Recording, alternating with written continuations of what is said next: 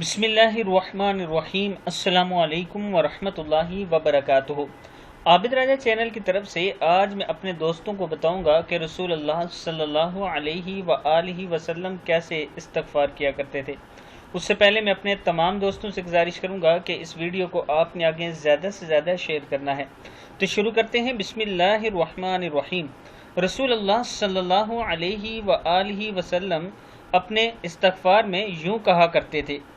پھر سن لیں، رسول اللہ صلی اللہ علیہ وآلہ وسلم یوں استغفار کیا کرتے تھے: اللہم اغفر لی خطیئتی وجہلی واسرافی فی امری وما انت اعلم بہ منی، اللہم اغفر لی ہزلی وجدی و جیم زیر دال جد دال زیر یا دی ہے وجدی وخطائی وعمدی وَكُلَّ ذَلِكَ عِنْدِي۔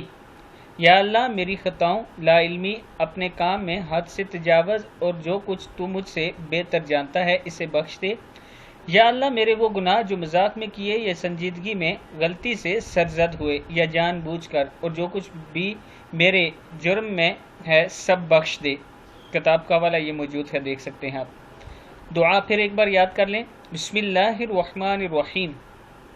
اللہم اغفر لی خطیئتی وجہلی واسرافی فی امری وما انت اعلم بہ منی، اللہم اغفر لی ہزلی وجدی، واو زبر وا جیم زیر دال جد ہے، وجدی وخطائی، کیا ہے؟ وخطائی وعمدی وکل ذالک عندی۔